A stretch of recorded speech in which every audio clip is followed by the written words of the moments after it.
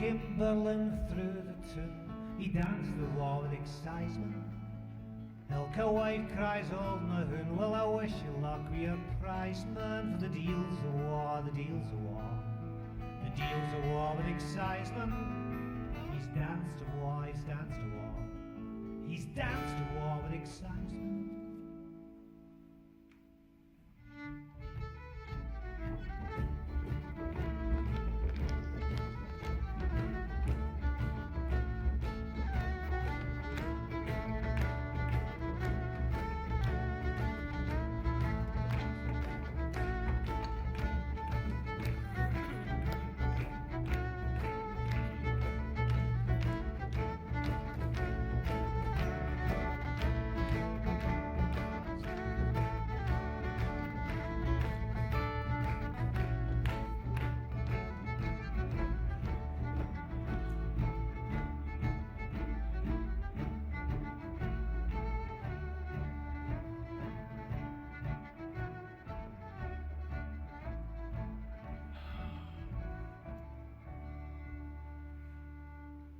No bad, eh?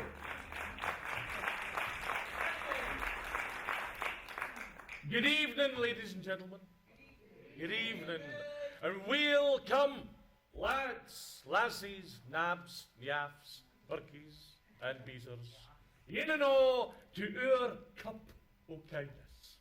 On this, the 256th birthday o' Rab. Rab Moskeel, Robin, Rab the Ranter, Rantin Rovin Robin, or plain old Robert Luddins, our national bard. And may I say you're all looking rather perjink and Ken Speckle. You lot are a wee bit on the casual side, but you're all welcome, anything goes here. Now, we'll no be addressing the haggis. I'm sorry to disappoint anyone this evening, but I thought you'd have already had your tea, as they say in Edinburgh. And we'll no be addressing a louse or a mouse or the uncoged or the deal. Instead, with a glass in your hand, well, a glass in my hand, we gie you all our friends for all the countries over the ocean, from Australia, Canada, India, Hong Kong, Africa, a rich good willy wacht.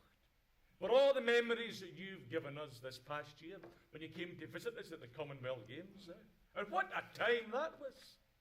In fact, for those of you unfamiliar with the life of Rabbie Burns, maybe I should tell you a wee bit about the man's history. So let's go back in time to 1759. Okay? That's about 1 minute to 6. When our Rab was born. Now back then, you'd have found quite a different world. We were in the grip of a 7 Years' War with France, fighting over territory in North America. The French were planning to come over and stir up another Jacobite rebellion, despite the massacre 20-odd years before at Culloden Moor. Man, that event, right? That cast a lang shadow over old Scotland. And it ended with years and years of wandereth and poverty and all manner of austerity measures. Rab's ain father, William Burness, a cotter, was forced to move from his home in Kincardineshire and look for work down south.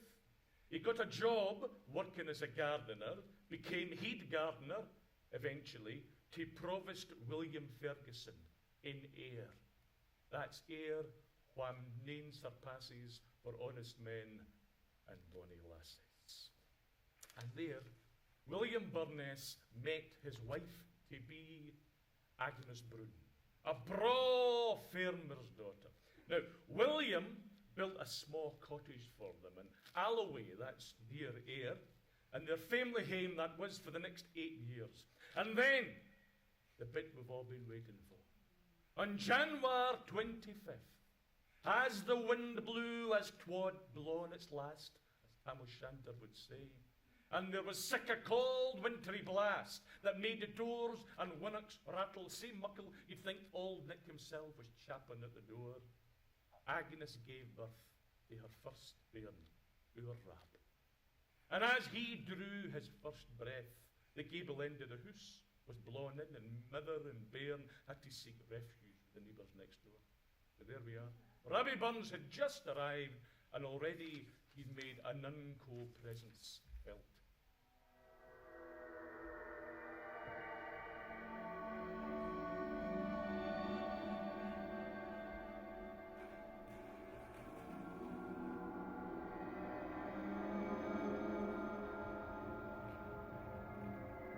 Cold blows the wind from east to west. The drift is driving sairly. Sae loud and shills I hear the blast. I'm sure it's winter fairly. Up in the morning's no for me. Up in the morning early. Where all the hills are covered with snow. I'm sure it's winter fairly. The birds sit chittering in the thorn. All day they fare but sparely. Langs the night for e'en to morn. I'm sure it's winter fairly. Up in the morning's no for me. Up in the morning early. Where all the hills are covered with snow. I'm sure it's winter fairly. That was brilliant. Now, you could accuse Rabbi Burns o' many things, but false modesty is no ane of them. What else would write his vera ain birthday sang all about himself and how marvellous he was then?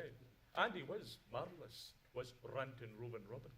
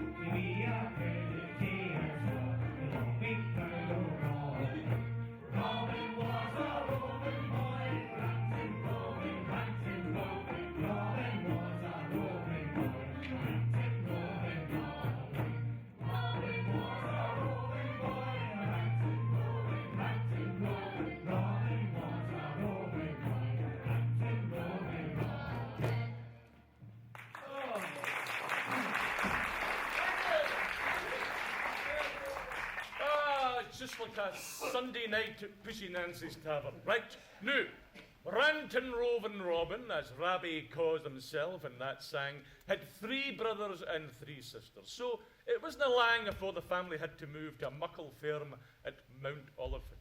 It was tough work on the farm. As Rab himself said, inspired by his own father in the cotter's Saturday night, the toil-worn cotter, for his labour goes.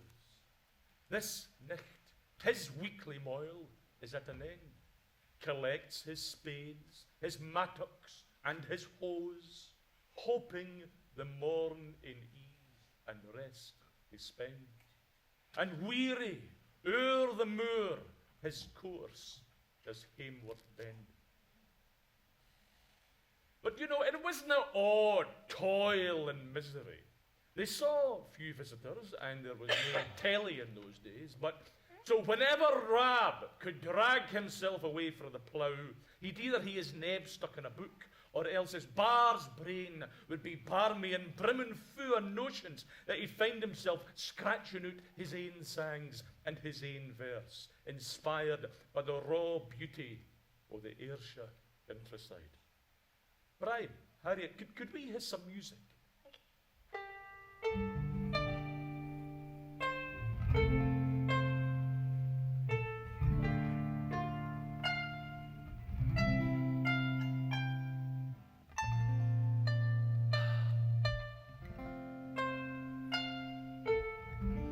Oh, sweet are coilers, hawks, and newts, when lint whites chant among the buds, and jinking hares and amorous wits, their loves enjoy, while through the braes the cushat croots, we wilful cry.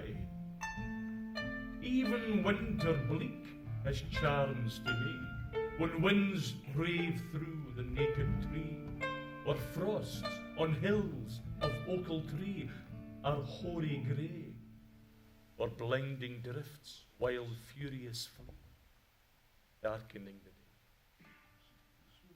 Rab wrote, there is scarcely any earthly object gives me mere, I don't know if we should call it pleasure, but something which exalts me, something which enraptures me, than to walk in the sheltered side of a wood or high plantation in a cloudy winter day and hear a stormy wind howling among the trees and raving o'er the plain.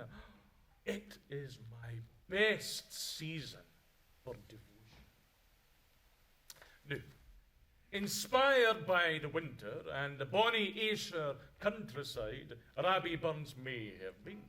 But Rab was equally inspired by Ayrshire's bonny lassies. The sweetest hour that e'er he spent were spent among the lassies. And on that subject his rhyme never ran dry. But the lassie that first inspired his love was his own mother, Agnes, who sang so sweetly as she went about the heavy work of the day, the hoovering and the ironing, or whatever people did in those days. Oh, I am come to the low country, a cone, a cree. All those sangs. It was the melodies of the old Scots sangs, the old airs that most inspired Rab. And as Rab himself said, until I am complete master o' a tune in my ain singing, such as it is, I can never compose for it. Over the years, Rabbie Burns wrote, rewrote, collected over 400 songs, which he sent out for inclusion in the Scots Musical Museum, of which Rab himself was an editor. Songs came to Rab in mony ways. Canty we little, contented we mair, he'd be wandering through the kintra, when suddenly, floating o'er the bracken on a breeze, he'd hear some old wifey humming some old Scotch tune. And suddenly the bard's brain is brimming again and full, and his heart is too. And on sending out one particular song, he added a wee note which said, the following fragment, which as it is the genuine language of my heart, will enable anybody to determine which of the classes I belong to. Of course, the fragment was Green Grove.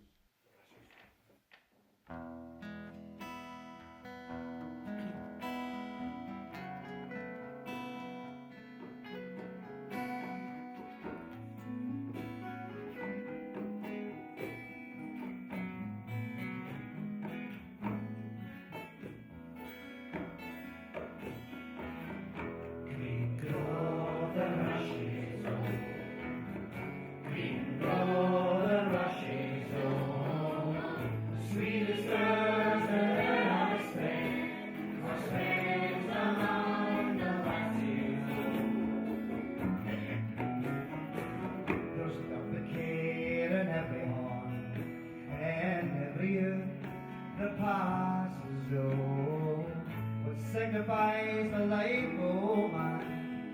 twirling for the lasses of green go the rushes green go the rushes the sweetest hours that I spent was spent among the lasses of what we race may riches choose and riches smell and fly the low and though at last they catch them fast their hands can never enjoy them all. Green go the rushes green go the rushes the sweetest birds that I spent were spent among the lassies give me a cantiety my ears a bit material and worldly cares and worldly men they all gain subtlety. Green go the rushes green go the rushes the sweetest birds that I spent were spent among the lassies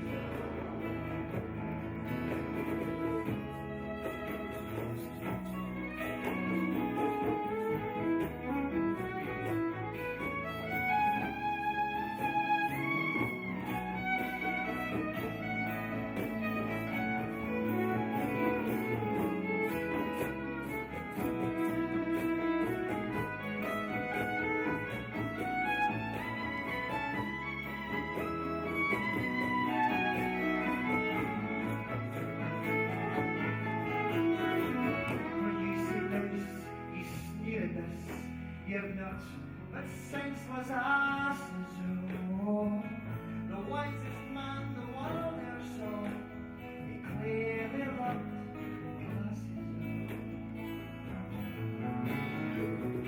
green go the rushes, green go the rushes, the sweetest girls that I spent were spent among the lassies. Nature swears the lovely dears could know us what she classes her princess hunt she tried on man and then she made the lassies green go the rushes green go the rushes the sweetest girls that I spent are spent among the lassies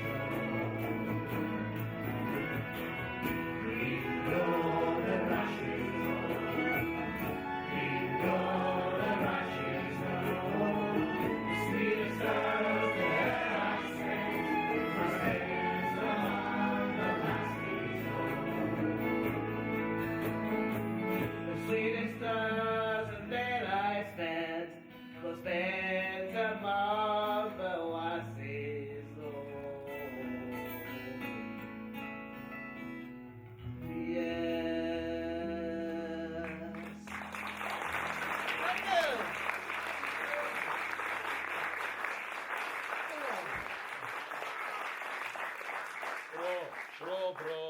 Bro.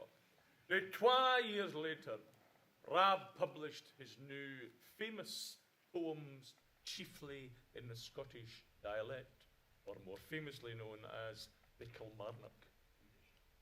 Now, at this time, Rab was in a terrible but typical dilemma.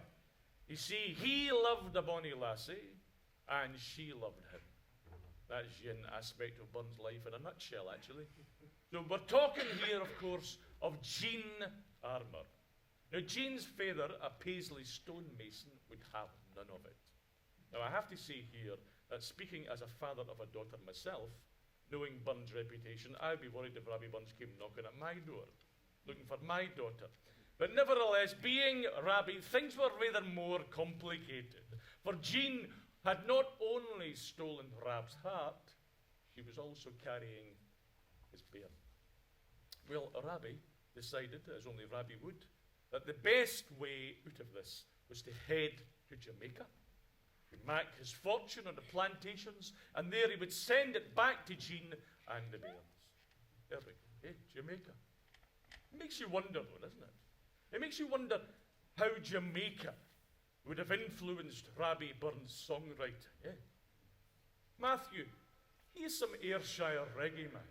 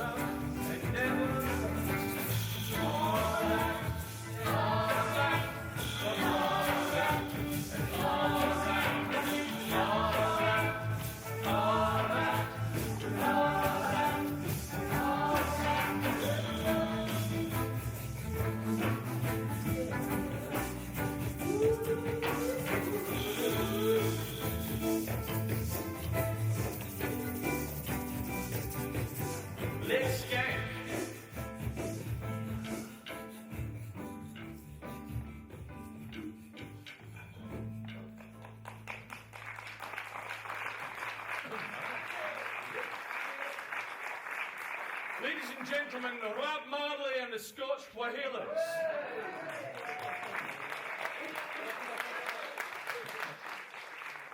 I am sure that Rabbi Burns would have loved that. Right, okay, where are we? But, you know, the best laid plans of mice and men and poets gang after Gley. The publication of his new book of poetry made him stay in Scotland, which was fortunate for us, fortunate for Rab and Jean, if no for the world of reggae. But the Kilmarnock edition was very, very well received, and Rabbi Burns became the toast of high society, particularly in Edinburgh. Oh, he was quite the dandy. Oh, Per Jinkin Ken Speckle was he, swanning about Edinburgh in the company of duchesses and dukes and lairds and ladies, and of course, Clorinda, Nancy Macklin. We won't go into that.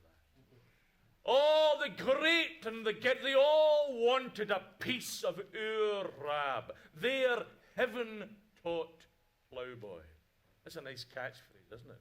The heaven-taught ploughboy.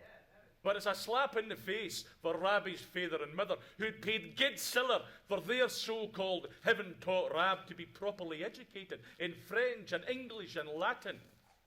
But his Scots tongue, maybe that was heaven-taught. And maybe Rabbi played the part of the bit of rough, or the heaven-taught ploughboy, when it suited him. But then again, he had books to sell. But Rab's feet were firmly in the muck, and no in the carpeted flares of Edinburgh gentry, and he longed to be back home in Ayrshire, in the honest company of his friends, and in the arms of Jeannie, doon by the banks of the bonny River Doon.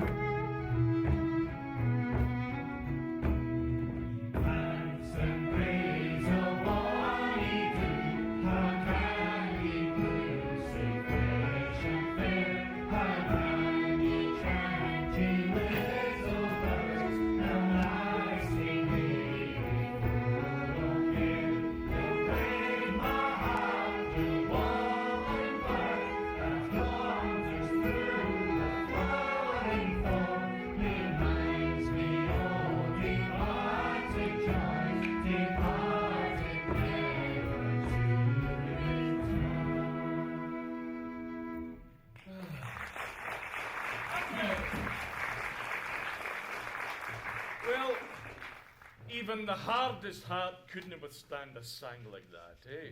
And soon Rab was able to resolve the langsome collishangy. I'm sorting my belt in a minute. Even Rab was about to solve the langsome collishangy between himself and Jean's stony-faced Paisley stone mason of a feather.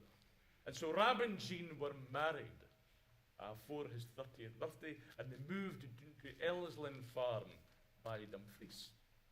But you know, in those days, Rab had become more of a poet than a ploughman, and Elleslyn Farm proved a muckle struggle, even with the help he received from his freen and farmer neighbour, Robert Whittle. So with barely 12 plaques to rub together, Rab secured a job, a proper job as they call it, as a godger, an ex-husband in Dumfries and Galloway, travelling up to 30 miles a day, which is a long, long way when you think there was no cars or whatever in those days.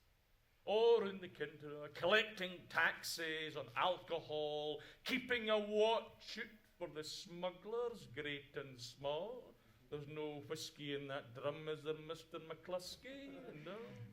There's nothing we stashed in that guitar. No laughter. I'll be looking in your drum in a minute as well, mister. Oh, it wasn't I was a job that he was proud of. Searching people he knew some of the time. Searching old wives' barrels. On the day. That clarty barn should stain my laurels. But what'll you say? These moving things called wives and wains, what move the very hearts o' stains.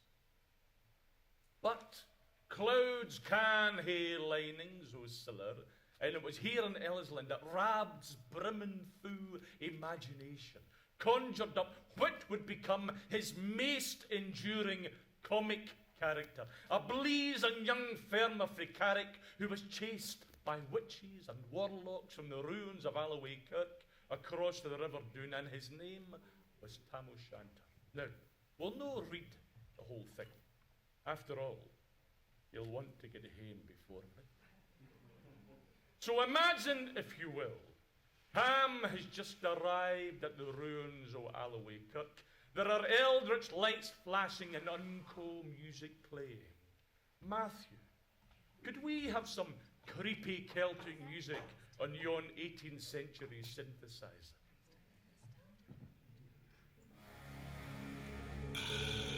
And I'll just pour myself another dram.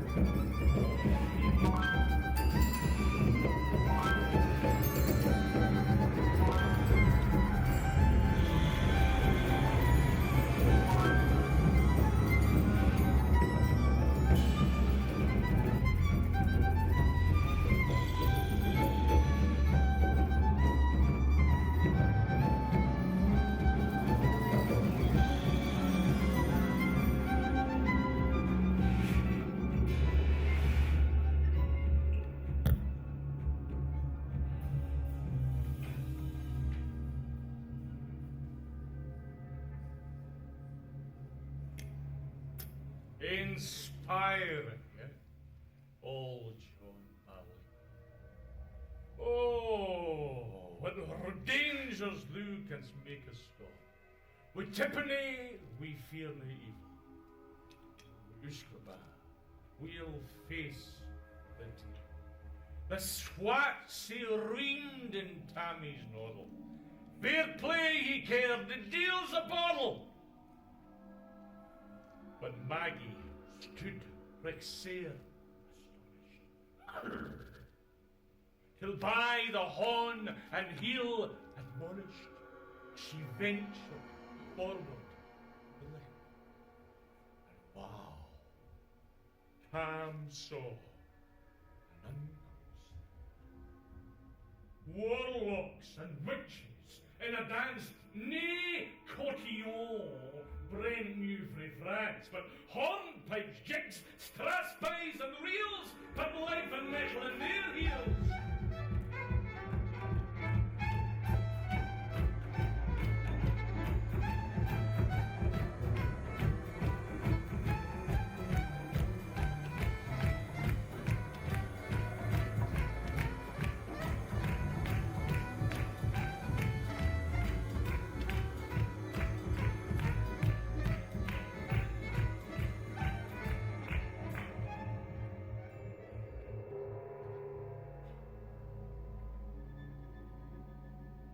A winnock bunker in the east. There sat old Nick in shape o' beast. A towsy tyke, black, grim, large. To gie the music was his charge. He screwed the pipes and gat them skittle till the roof and the rafters all did gibble.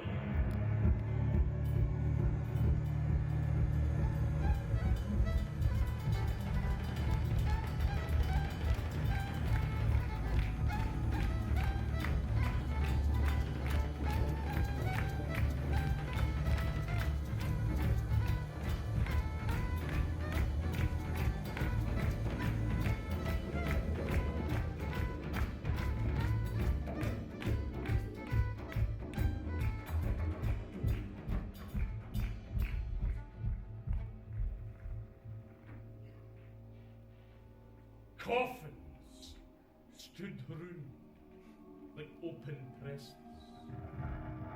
that showed the dead in their last rests, and by some devilish cantrip slipped, each in its cold hand held a light, by which heroic Tam was to note upon the haly table a murderer's banes in gibbet airs. Twa span lang, wee unchristened bears, a thief new cut it for a rape, with his last gasp, his gasp did gape. 5 tomahawks we murder rusted, 5 scimitars with blood red rusted, a garter whom a babe had strangled, a knife a father's throat had mangled, whom his ain son o' life bereft. The grey hairs yet stacked to the heft. Oh, 5 lawyers' tongues turned inside out, 5 priests' hearts as black as clout, wi' mair horrible and awful, which even to name would be unlawful. So I'll just stop right there. Thank you.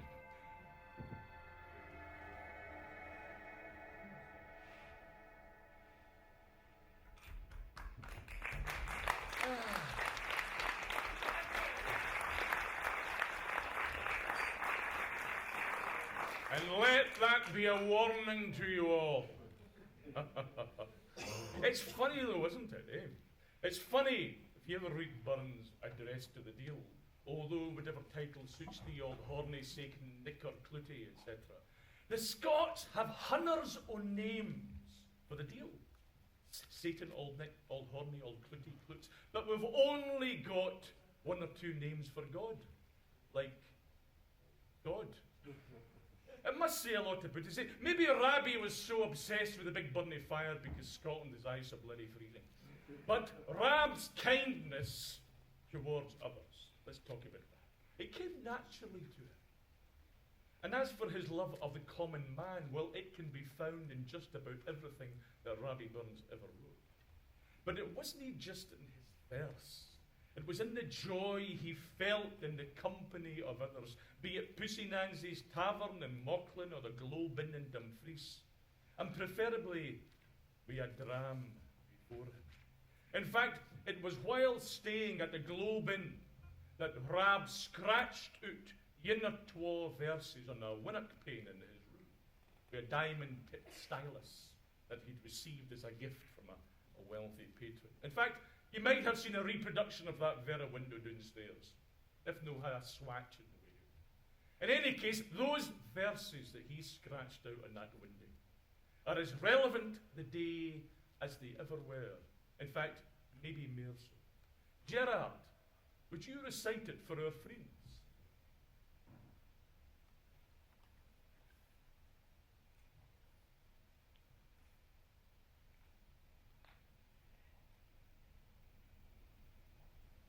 I wonder hate by field or flood.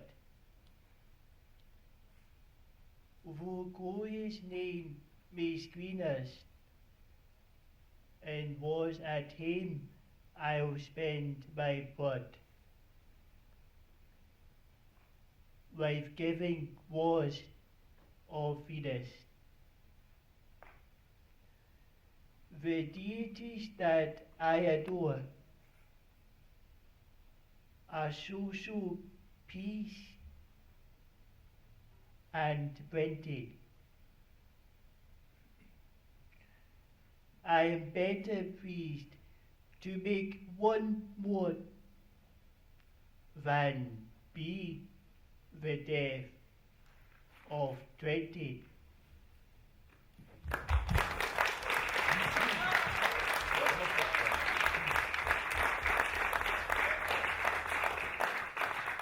muckle thanks. Sorry, this is determined, my breeks are determined to fall down. Just like Rabbi Burns. Right, okay. After one recht good night out, while on his tour of the borders, Rab wrote to an old friend, Willie Nicol, his name was, in Edinburgh. Now, this is Rab's only surviving letter written in Scots. There's a lot of other letters that he wrote, but they tended to be in standard English. And maybe this gives us a glimpse of Rabbi's everyday voice, rather than, if you like, his poetic voice. So bear with me on this. I won't read the whole thing, but I'll read some of it. Kind, honest-hearted Willie, I'm sitting down here after 47 miles riding, in as forjesket and fornjod as a forfocken cock. To give you some notions of my land louper like extravagance and the sorrowful hour that I shook hands and parted with old Ricky. Now listen, if anyone's got a Scottish English dictionary, now's a good time to pass it round. And good luck with the BSL. Is there such a thing as SSL? My old guard glide of a mere has huckled up hill and down brae in Scotland and England, as tough as a burney, as a very deal with me. It's true she's as poor as a sangmaker and as hard as a kirk, and tipper tapers when she tacks the gate, but she's a yawl puthery girrin for all that, and has a stomach like Willie Stalker's mere that what he digested tumbler wheels. But, of course, Rabbi couldn't travel far without meeting a bonny lassie or twa. He dandered over all the kindra, frae Dunbar to Selcraig, and he forgathered wi' mony a get fallow, and mony a wheel far hizzy. Met wi' twa dink quines in particular. Ane of them a sonsy fine fodgel lass, baith braw and bonny. The tither was a clean shank at straw tight wheel farwinch, as blithe as a lint white on a flowery thorn, as sweet and modest as a new blown plumrose on a hazel shaw. They were baith bred to mainers by the book, and ony ane of them had as muckle smedum and rummel gumption as a half of some presbyteries that you and I baith ken, Willie. I was going to write you a lang epistle, but God forgive me, I got myself so notoriously bitchified the day after kale time, I can hardly start it but in bed. I think we're building up a rather nice picture of Burns here. Anyway, my best respects to the good wife and all your common friends, especially Mr. and Mrs. Cruikshank and the honest good man o' Jock's Lodge. I'll be in Dumfries the morning and give the beast be the fore and the brank bide hail. God be with you, Willie. Amen. Well, there we go. Lovely. I wonder if among other things, it's Burns' honest, earthy humanity that keeps his work alive. And his optimism. Like the day, there were somebody at war with somebody somewhere in the world, but for all that, Rabbi imagined, I believe, that all humans could live together in fraternal harmony, that common sense and honest worth would win the day, and all that.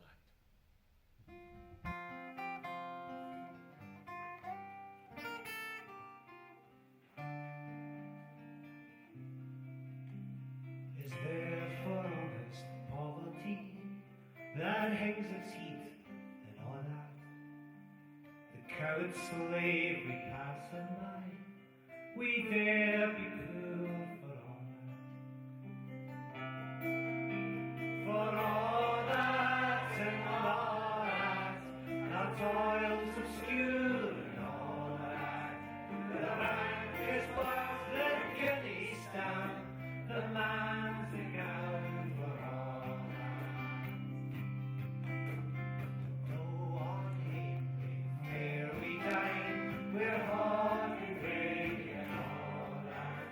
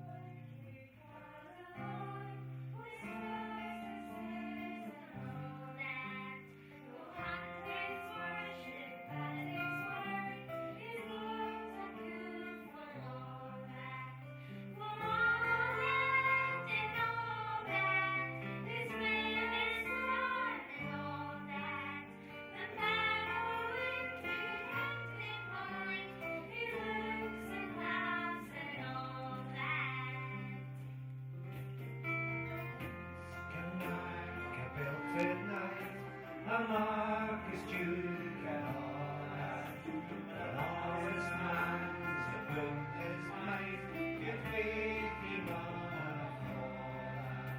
for all that, the rains and trees, for all that, the big sense and right o'er, the higher land and all that. Let us pray that come in May, has come and will for all that, a sense and work for all the earth shall bear your feet and all that, for all that and all that is coming in, for all that, a man to man older shall promise me for all that and all that is coming yet, for all that man to man, the one older, shall brothers be for all that.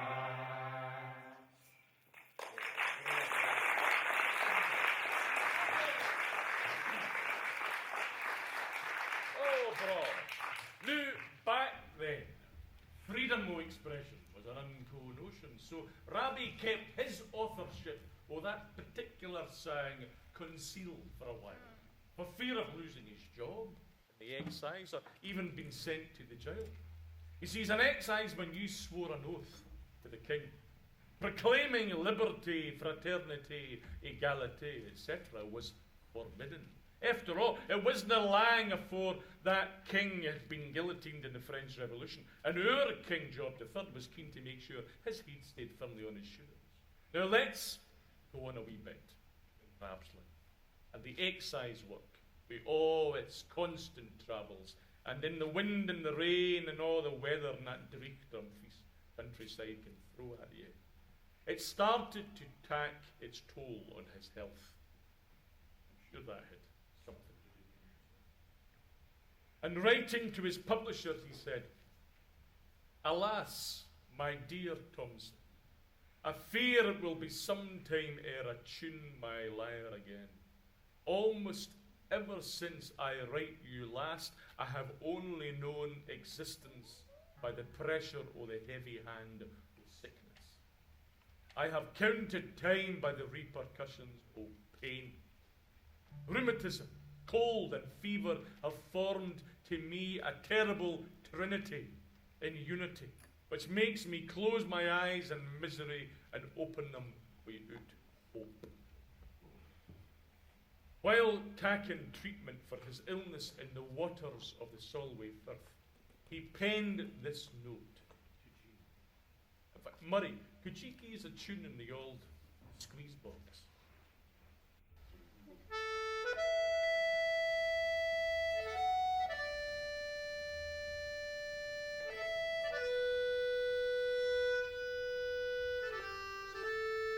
Somebody wrote to Jean. "My dearest love, I delayed writing until I could tell you what effect sea bathing was likely to produce.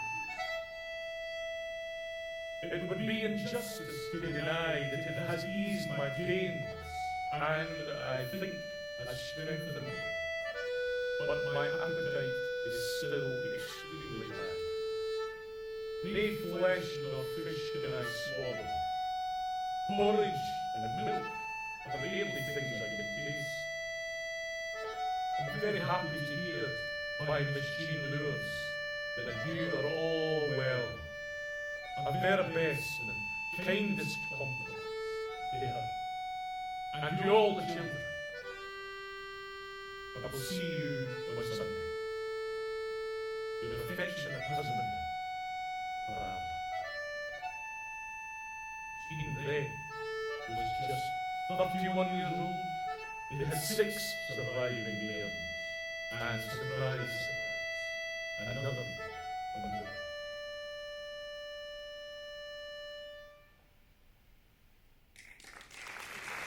Oh, Murray. Beautiful, Murray, beautiful. in case you're interested, Ravi's treatment, by the way, which involved being dunked up to his neck in the freezing waters of the Solway Firth, it didn't work. And Rab died 10 days later, on the 21st of July, 1797. Oh, but his funeral, the priest. Oh my, what a grand affair! With nae end o' pomp and ceremony. You know, it was an irony he won nae doubt have relished and mercilessly satirised. And then finally, in typical Burnsian style, on the very day of his own funeral, Jean gave birth to another son.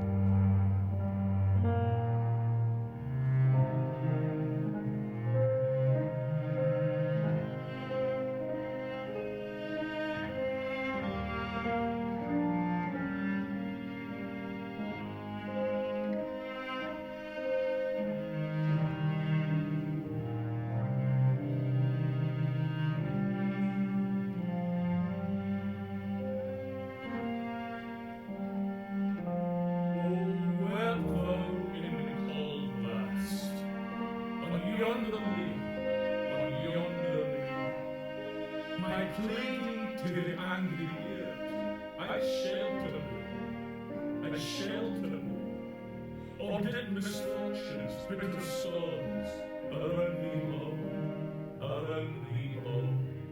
Thy deal should be my husband, to share it all, share it all. Oh, were I in the wildest waste, see black and bare, see black and bare. The desert were a paradise, and if thou were there, if thou were there. Or were I monarch with a throne, with thee to reign, with thee to reign, the brightest jewel in my crown, would it be my crown, would it be my crown?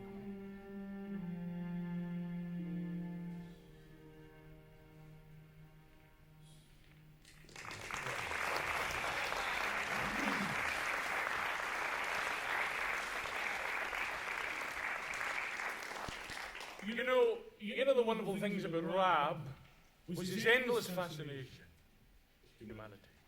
He wrote many love songs and poems, but unlike many, he wasn't only concerned with first love or with young love. He was also interested in love that folk still feel for one another, even in their twilight years. And you'll no find a better expression of that than John Anderson, my Jojo. John Anderson, my Joe, John Anderson, my Joe, John Anderson, my Joe, John Anderson, my Joe. John Anderson, my Joe, John Anderson, my Joe. When we were first acquainted, you were also like a raven, your bonny brow was bent. But now your John is pale, John, your most like the snow. But blessings on your crossy brow, John Anderson, my Joe. John Anderson, my Joe, John Anderson, my Joe, John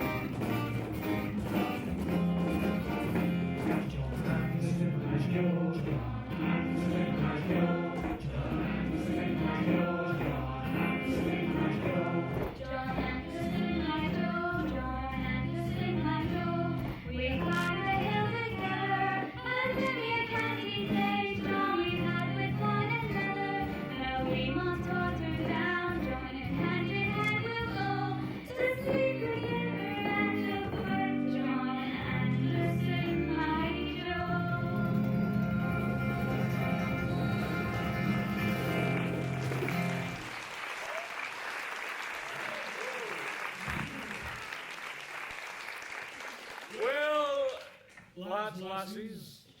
We hope you've enjoyed our wee birthday Kelly in honour of Larry Burns. And that's about it, I'm afraid. In the words of an old tinker friend of mine, we've told the tale, we've sung a sang, here's my S, now you gang. But afore you go, let's tak yin mere sip for the couple counts and sing it yin his most well-known songs. It's been translated into 100 different languages, but this tune is one that you'll maybe be less familiar with. Tak it away.